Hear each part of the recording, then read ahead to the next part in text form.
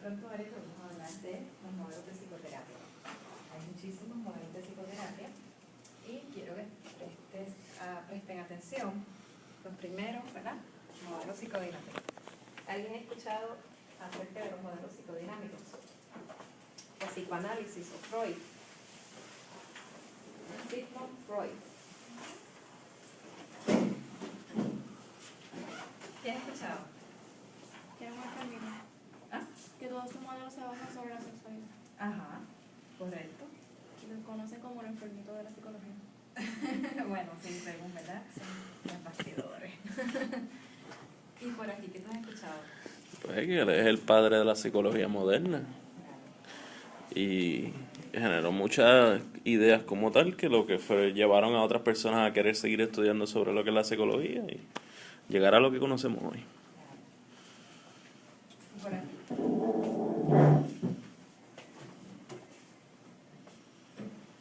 Bueno, pues como bien dice el compañero, Freud es la referencia histórica que tenemos en psicología, lo que buscamos hacia atrás.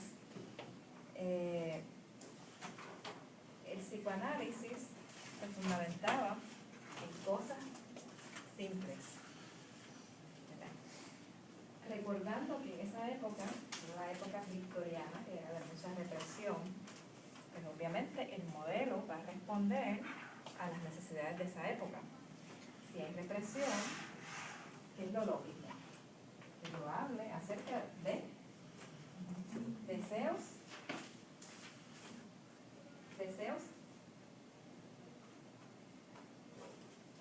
reprimidos, ¿no?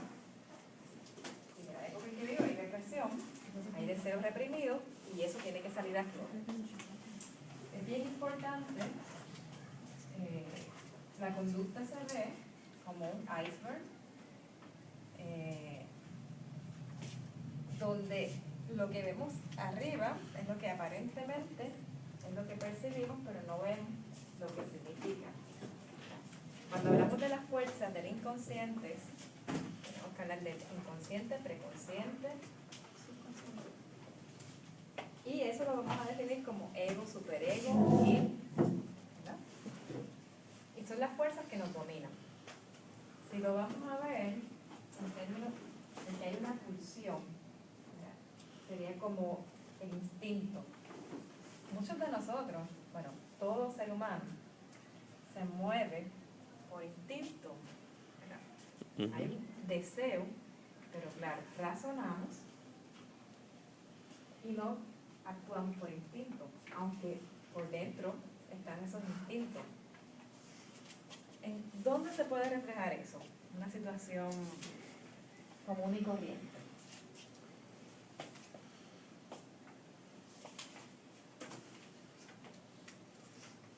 ¿Dónde tú crees? Un ejemplo que me des, que funcione el instinto.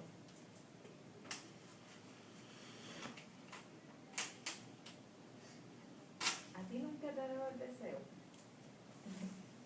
de que estás en una fila esperando y la persona toma la orden mal? Tienes que virar, y lo que te dan ganas es de decir muchas cosas. Y por educación le dicen, ¿me puedes cambiar esto? Porque no llevaba pepinillo, soy alérgica al pepinillo. Pero por dentro. ¿No te ha pasado eso nunca? ¿A quién no le ha pasado?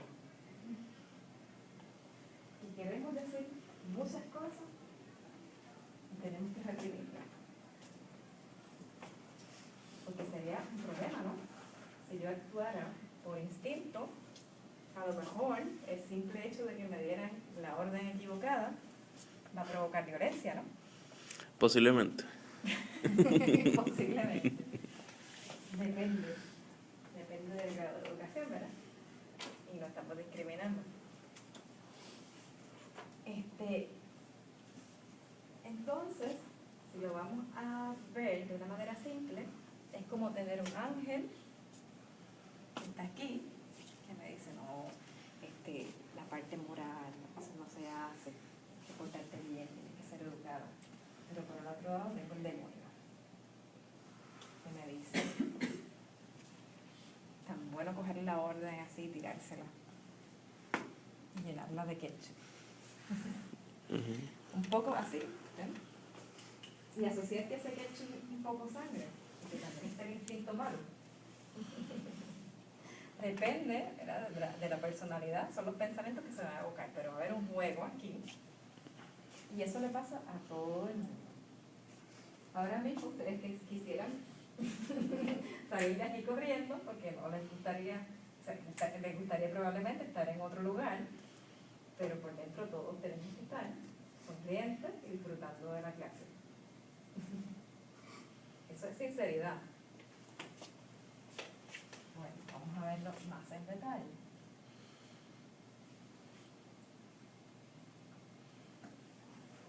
Vamos a leer los 3 primeros párrafos de ahí. Déjame ver. Vamos a de radiografía. Cualquiera de ustedes.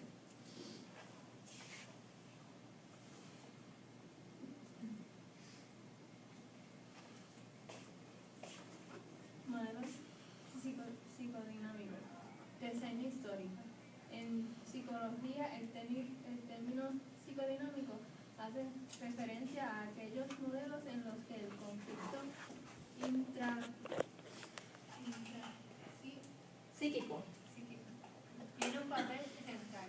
El modelo con mayor relevancia histórica es el psicodinámico, Psicoanalítico. psicoanalítico, Referencia a Freud. al que nos referimos, aunque abarca también a otros disidentes de psicoanálisis como Adler y Jung. Ok, Adler y Jung. Ellos, primero fue Freud, y Freud hizo este psicoanálisis, y estos alumnos de Freud, Freud era como egocéntrico, no se podía cuestionar, no había manera. Entonces sus alumnos enseñaron otros modelos que explicaban, es lo mismo que el psicoanálisis, pero variaban en unas cositas. Adler trabajó con la constelación familiar,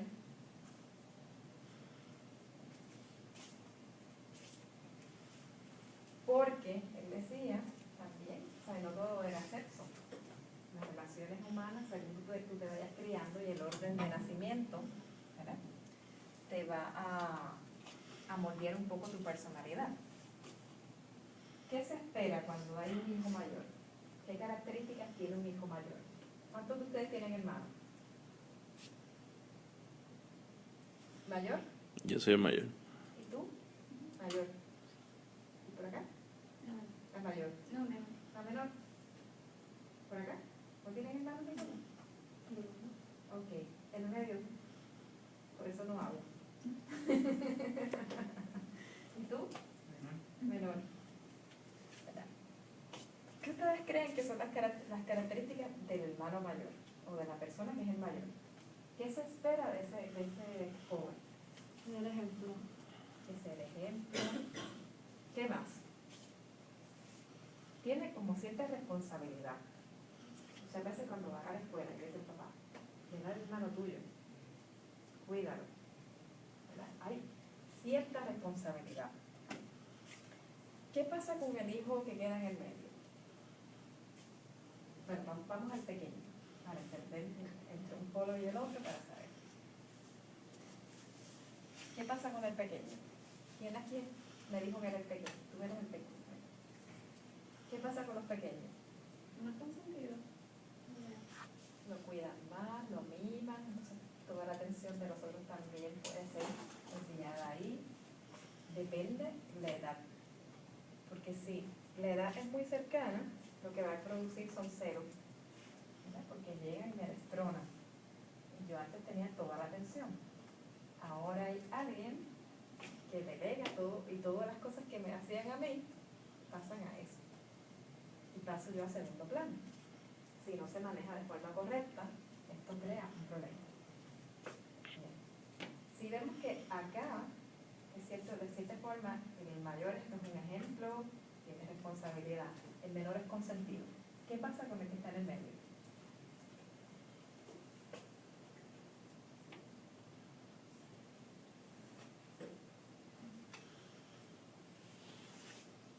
¿Cómo ha sido tu relación con tus hermanos?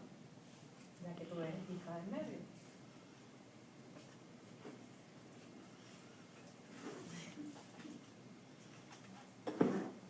Cuéntame. Sí, por favor, queremos escuchar. Bueno, esta clase es buena si participamos. Si no, va a ser muy aburrido. Y la participación, como dije y enfatizo, tiene mucho peso, ¿verdad? Para la nota. Así que voluntariamente hay que fomentar la participación y luego se dan puntitos. Cuéntame, esperamos escuchar.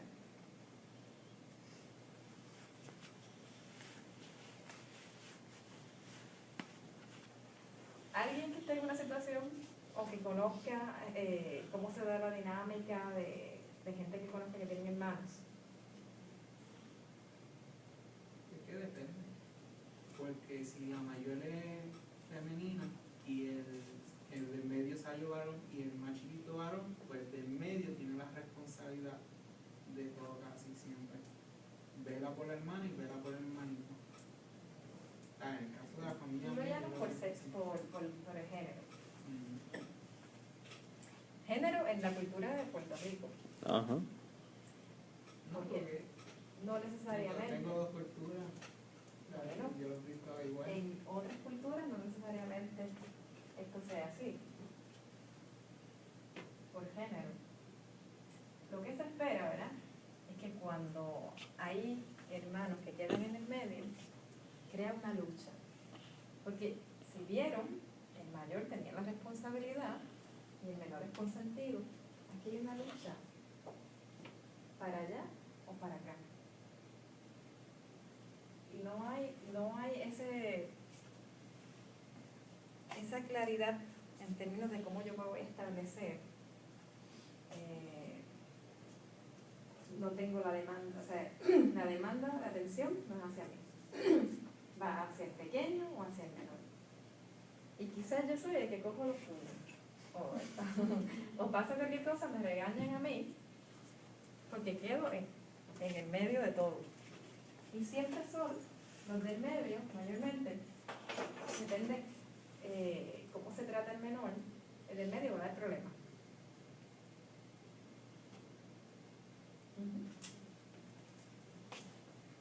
Ya sea porque su carácter es muy expresivo o muy reprimido. Se van a un extremo, en la demanda de querer llamar la atención.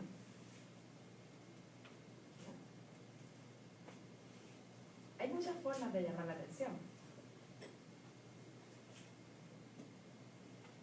¿Cómo ustedes ven eso en niños? ¿Cómo los niños llaman la atención de los padres? Haciendo travesuras. Hacer travesuras,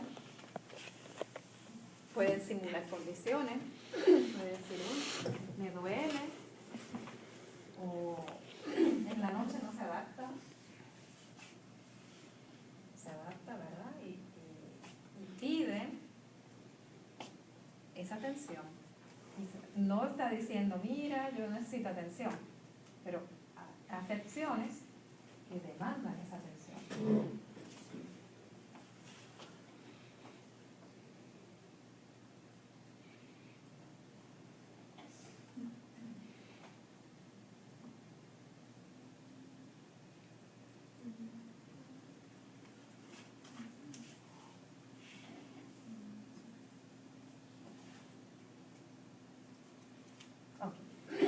Otro modelo importante es el modelo humanista.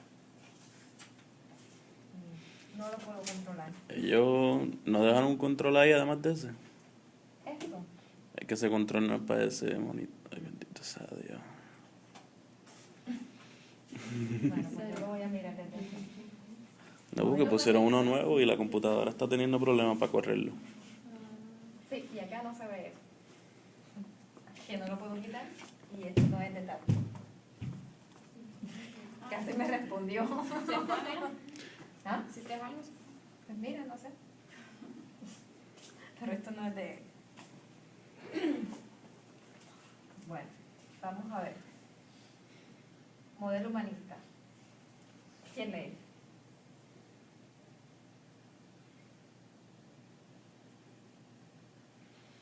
Los modelos humanistas de la psicoterapia abarcan a las concepciones Fenomenológicas. humanistas y existencialistas desarrolladas en el campo psicoterapéutico. Dentro de las concepciones humanistas destacan las terapias estáticas, Estática. el análisis transaccional y la psicoterapia centrada en el cliente, de la que nos ocuparemos con preferencia por ser el modelo humanista con más apoyo empírico. Bien. Cuando nosotros hablamos de modelos de psicoterapia, en realidad es una forma de tratamiento que va a caracterizar a un psicólogo. Son corrientes o escuelas para explicar conducta. Entonces, en el psicoanálisis me dijeron, todo está asociado al sexo. Más o menos por la época victoriana que vivimos y la represión. En el modelo humanista está centrado en la persona. Este es el psicólogo más buena gente que hay. El psicólogo permisivo, aquí no hay confrontación de ningún tipo. Y es la forma, usualmente desde este modelo siempre se agarra algo para crear la empatía. En principio. Empatía es, ¿verdad? Aquello de ponerme en el lugar del otro para poder comprender muchas veces situaciones que son difíciles. Porque es difícil que una persona venga de la guerra y te diga todas las muertes que vio. Bueno, eso no te lo puedes imaginar porque no lo has vivido, pero tienes que tratar de comprender desde su punto de vista cómo será eso. Cómo es ver destrucción del cadáver, ver niños muertos, ver cómo compañeros mueren, ¿verdad? En eso. Pero tu marco de referencia no llega a eso porque no lo has vivido. Es difícil. Bien. Entonces, aquí, Carl Rogers es el más que se destaca, el padre del humanismo como tal, y una de las cosas que él hace es permitir que la persona hable. Muchas veces más,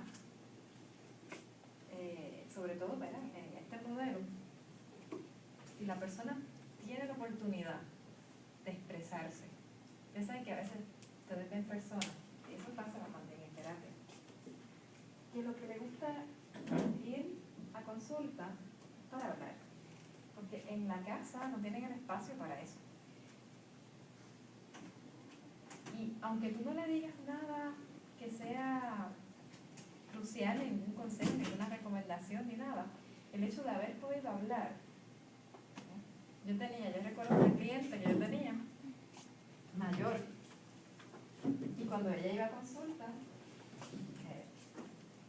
yo decía, ok, tus hijos, le decía, no, mi hijo pues trabaja durante el día, y yo me la paso sola en la casa, que lo que tengo es un perro, pero el perro tampoco le puedo dar comida porque está por allá atrás, y pues, en el andador se me hace difícil.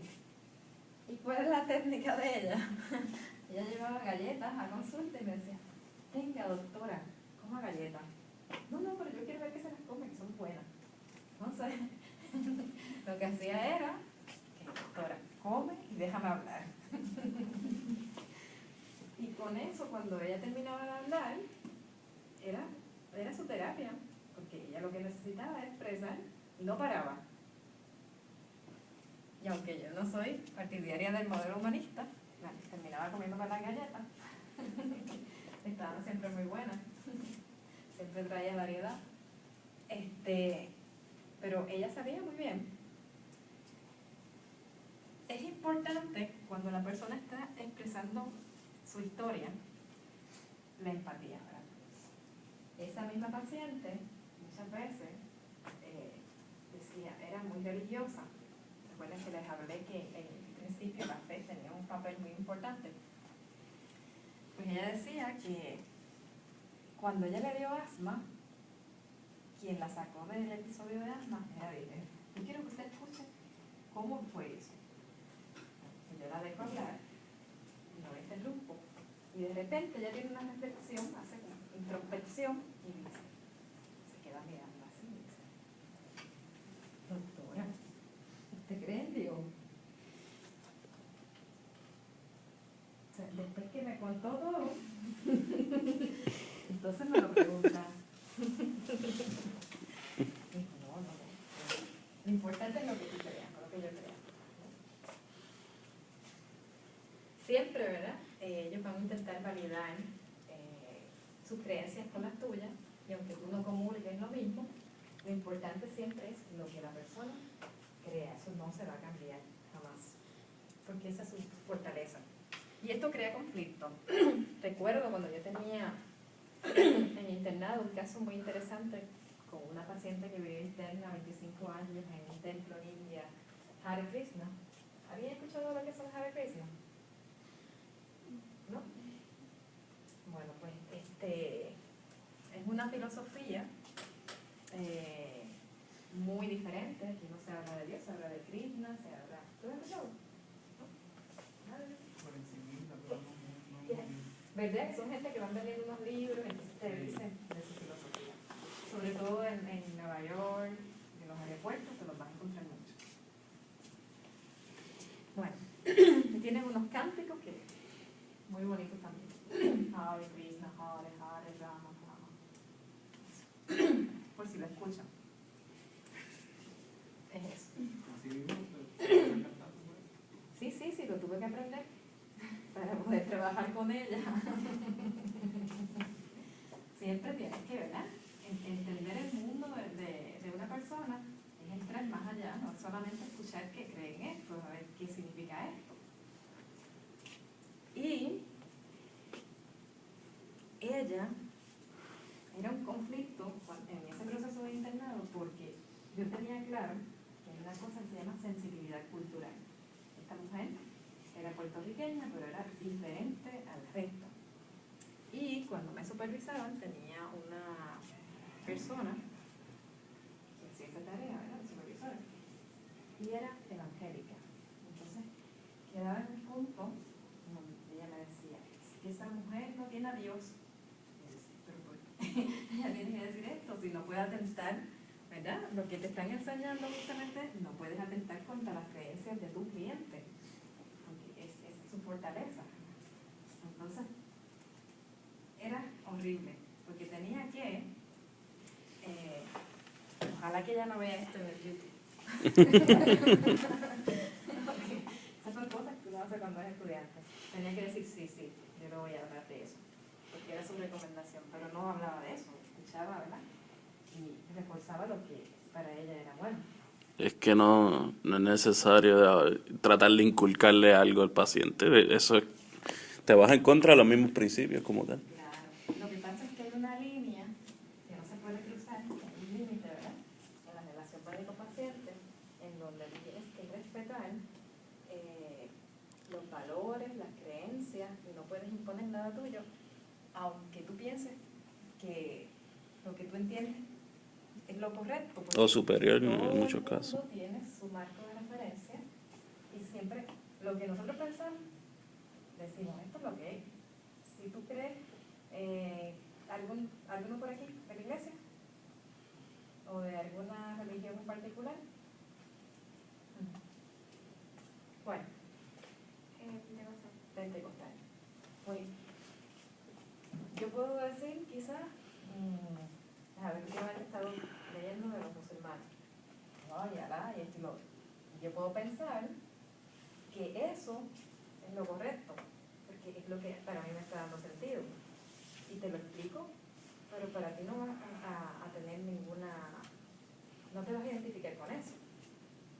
Porque tú percepción es, lo correcto es esto. Igual para mí, para cada individuo va a ser así. Vamos a ver el próximo modelo.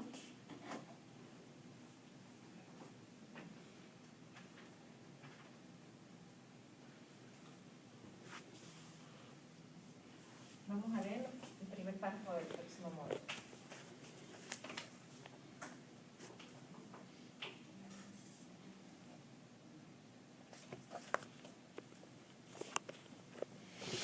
Reseña histórica. La extensión de los modelos conductistas al campo de la clínica y la psicoterapia viene marcado por varios hechos históricos. Durante la Segunda Guerra Mundial, los psicólogos comienzan a ejercer sus funciones como seleccionadores de personal y como ayuda de los psiquiatras en tareas de diagnóstico. Después de este conflicto se dedicaron al cuidado de los veteranos de la guerra en instituciones públicas. En 1949 se desarrolla la conferencia Boulder, donde se define el papel del psicólogo clínico. Socialmente, la profesión del psicólogo clínico va consolidando y lleva de la mano una nueva forma de abordar los trastornos mentales. Por un lado, se comienza a cuestionar el diagnóstico basado en clasificaciones particulares, fiabilidad baja, el efecto de marca negativa de la etiqueta, circularidad explicativa y poca relación con la etiología. Y por otro, la relación de estos diagnósticos con su tratamiento, escasa relación entre el tipo de trastorno y el tipo de tratamiento. Bien. Bueno, mucho más atrás, ¿verdad? Lo que es un modelo conductista se basa en observar. Observaciones del comportamiento. Esto es un modelo bueno, por ejemplo, cuando yo estudiaba los primates, que yo observaba los orangutanes, esas cosas, está perfecto. Porque yo no podría indagar en sentimientos de animales, pensamientos si los tuviera. Así que comportamiento sería la herramienta para yo decir que hago un experimento o voy indagando esa información que quiero. Los conductistas básicamente no ven otra cosa que no sea lo observable. Y eso es una limitación, porque si solamente yo explico ese comportamiento por lo que veo, se me pierde muchísima información. ¿Por qué? ¿Por qué perdería información si solamente me baso en observar? Ahora mismo, él tiene ansiedad porque mueve la pierna. A lo mejor lo hace porque lo hace, pero puedo deducir por movimiento que hay ansiedad. Ella también mueve las manos. Ahora mueve el pie. O podría tener otra percepción, sobre todo los así. Estoy loco que se acabe la clase. Qué aburrido. Son los pensamientos, ¿verdad? Y nuestro lenguaje corporal dice más qué es lo que expresamos. Y a eso es que se encargan los conductistas. Con esas observaciones y modificar el comportamiento. Profesor, ¿por qué es una limitación? Porque si yo asumo que ella está aburrida, a lo mejor no está aburrida, a lo mejor tiene dolor, a lo mejor tiene hambre. Mi percepción puede ser errónea de llegar a conclusiones solamente por observar. ¿Verdad? Estaría yo dando una percepción, recogiendo una percepción y poniendo mi criterio, mi opinión y no puedo preguntar. Con el mono me funciona. Porque el mono nunca me va a decir qué es lo que pasa. Yo tengo que, ¿verdad?, objetivamente decir, ok, tantas veces agarro la cría, hay contacto ventral, bueno, la agarro así por cerca del vientre, cuántas veces hace esto denota que la interacción madre-cría es buena. Nunca podemos poner adjetivos de emociones en los animales como en los seres humanos, así que contabilizamos unas conductas. Este modelo se usa mucho en niños hiperactivos. ¿Por qué se usará mucho en niños hiperactivos?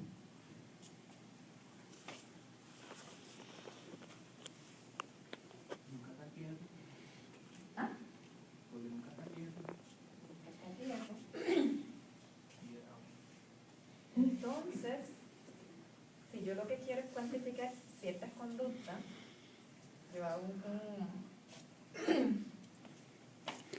una especie de documento que se llama modificación de conducta, y yo digo, bueno, esta es mi hija y yo quiero que mi hija atienda en la clase, participe en la clase, que no se pare a hablar. Y le digo a ella, con la psicóloga, bien, esto es lo que no me gusta de ella, que no participa, que habla, interrumpe, o sea, se enumeran ciertas conductas. Ahora bien, llego al acuerdo. Si tú modificas esas conductas, yo sé que tú quieres un Wii o un juego, no sé. A tantas conductas que tú hagas, o sea, que yo elimine y hagas positivas, la maestra no me esté dando quejas y yo tenga que ir al salón, yo te voy a dar ciertas recompensas. ¿Qué tú quieres? No solamente que te van a negar, yo quiero ir para McDonald's.